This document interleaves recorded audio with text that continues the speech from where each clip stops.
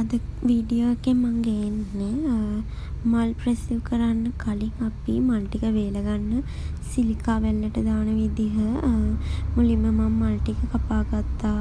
තනි කිනිත්තක් තිබුණේ. කපා ගත්තා සිකටරයකින්. කතරෙනුත් කපා ගන්න පුළුවන්. මල් ටික තැලෙන්නේ නැති වෙන්න කපා ගන්න. ඊට පස්සේ සිලිකා වැල්ලට දාන්න කලින් අපි මල් ටිකේ දැන් වතුර ගතිය එහෙම තියෙනවා නම් අපි ඒ පිටින් සිලිකා වැල්ලට මල් දාන්නේ නැහැ. මොකද එහෙම වුණොත් සිලිකා වැල්ල තෙත් වෙන්න බලනවා. තෙත් වෙන කියන්නේ දිය වෙනවා.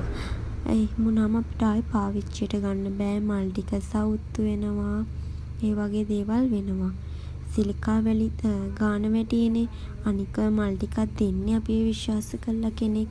එයාට විශේෂ අවස්ථාවකදී හම්බුන මල් ටිකක් නේ. නිසා අපි ඒ ටිකත් පරිස්සම් කරගන්න ඕනි. මොකද අපි අලුතෙන් දාලා හදලා දුන්නට ඒක වැඩක් නැහැ. අලුතෙන් දාලා හදලා දෙන්න බෑ. මොකද එයාගේ විශේෂ දවසේ මතක අපි දාලා දෙන මල් වල නැති නිසා ඔයාලට ඒ දේවල් පරිස්සමට කරගන්න. මම නම් මේ කරන්නේ මට හම්බුන මල් ටිකක නෙවෙයි. මට එයා කිව්වේ මට මල් ටික එවන්න විදිහක් නැහැ. මට මෙන්න මේ පාට මල් ටිකක් තමයි හම්බුනේ. මට මේ ටික දාලා පොඩි රෙසින් ආටයක් හදලා දෙන්න පුළුවන්ද කියලා. ඉතින් මම මේ අරන් තියෙන මල් ටිකම යන්නේ නෑ ඒ රෙසින් ආට් එක හදන්න. මම ඉතින් මල් කිනිත්තක් ගත්තා ෂොප් එකකින්. ඒ නිසා මම සේරම වේලා ගත්තා. මට ඉස්සරහට එක දේවල් වලදී ඕනි වෙනවනේ. ඉතින් ඔයාලා සිලිකා වැලි අල්ලනවා නම් ග්ලව්ස් එක පාවිච්චි කරන්න. මොකද අපිට ඉතින් එක කෙමිකල්ස් වර්ග ඒ වගේ දේවල්නේ. ඒ නිසා අපිත් අපේ පරිස්සම ගැනත් හිතන්න ඕනේ බිස්නස් එකක් කරනවා වගේම. අපි මල් වලට කෙමිකල්ස් එකතු කරනවා වගේම මල් ටික වේල ගන්න එකත් ගොඩාක් පරිස්සමට කරන්න ඕනේ.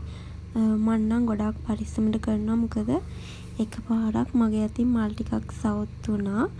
මම ඒ පුරුදු වෙන කාලේ කරපු මල් ටිකක් නිසා මට ඒක ප්‍රශ්නයක් වුණේ නැහැ. මොකද කාටවත් ඕඩර් එකක් දෙන්න නෙවෙයි මම ඒක කළේ.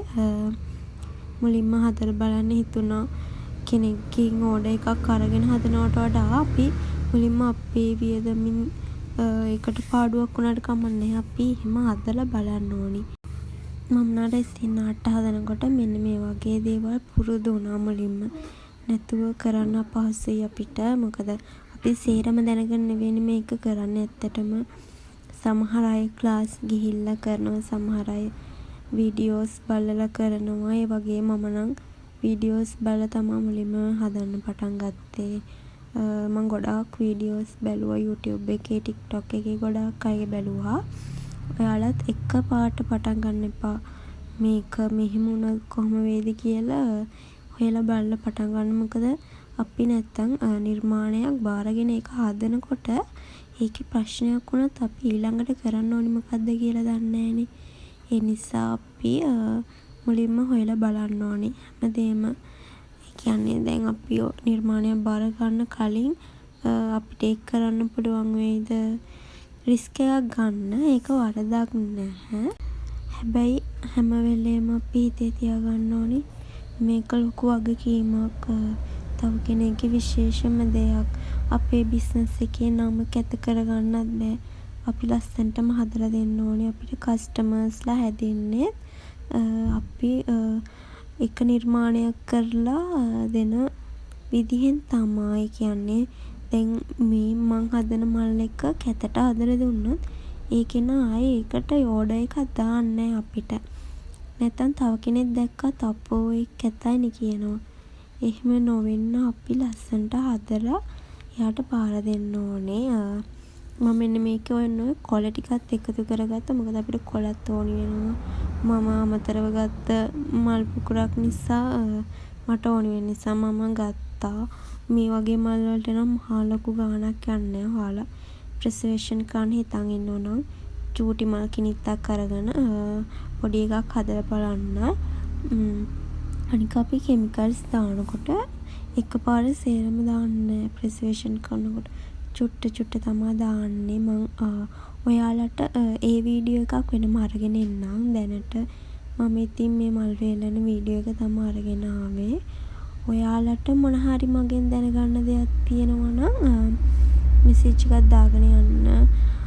මටත් අඩුපාඩු තියෙනවා නම් මම මේ කරන විදිහේ ඔයාලා ඒකටත් මෙසේජ් එකක් දාගෙන යන්න. මොකද මං ගොඩාක් දේවල් බලලා කරාට මගේත් අඩුපාඩු තියෙන්න පුළුවන්. ඔයාලා මට වඩා දන්න අය ඉන්නවා ඇති. ඉතින් කමෙන්ට් එකක් දාගෙන යන්න අනිවාර්යෙන්. මම මේ බොක්ස් එක නිකම්ම වැහුවේ නෑ. මේක හොඳට තද වෙන්න වහලා ඒක උඩින් ලොකු සෙලෝ ටේප් එකක් ඇලෙව්වා. එතකොට හුලං යන්නේ නෑ ඇතුළට. මොකද වගකීමක් නේ. ඒ නිසා නැත්තම් අපේ බඩු ටිකක් සවුත් වෙනවා, මල් ටිකක් සවුත් වෙනවා, අපිට ලොකු පාඩුවක් එනවා. ඒ නිසා මම සෙලෝ ටේප් එකක් දැම්මා. එතකොට ගොඩක් පරිස්සම් වෙනවා කියලා මට හිතුණා. ඔන්න ඔහම තමා මල් ටික වේලගත්තේ. බලන්නකෝ ඒ මල් ගානට වේලලා තියෙනවා.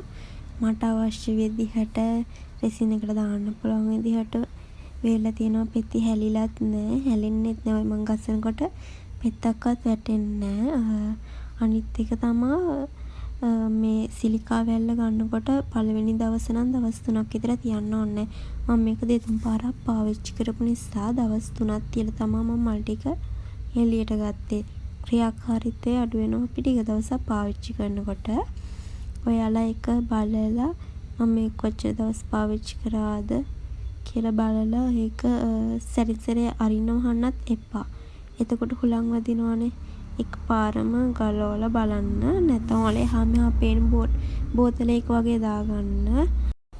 ඔන්න ඔය ටික තමයි ඉතින් මට ඔයාලට විශේෂයෙන්ම කියන්න තියෙන්නේ. මම පොඩි ටියුස් එකක් පාවිච්චි කරා මේකේ මල් ගන්න. අතිනුත් ගත්තා. අර ඇතුලේ තියෙන මල් ගන්නකොට පොඩි වුණොත් එහෙම නැත්නම් තව යටට ගිහින් තියෙන මල්. ඒ නිසා මම ටියුස් එක පාවිච්චි කරේ. ඔයාලත් මොකක් හරි ටූල් එකක් පාවිච්චි කරන්න. මල් පොඩි කරගන්න නැතුව මොකද පෙති කැඩෙන්න බලනවනේ. වේලලා තියෙන නිසා. ඔන්න ඔහම තමයි ඉතින් මම මල් ටික වේලගත්තේ. මගේ අඩුපාඩු තියෙනවා නම් මට කමෙන්ට් එකක් දාගෙන යන්න. මගේ channel එකත් subscribe කරගෙන යන්න. මම එහෙනම් අලුත් වීඩියෝ එකක් අරගෙන එන්නම් ඔයාලට ආයේ. හැමෝටම සුබ දවසක්. ගිහින් එන්නම්.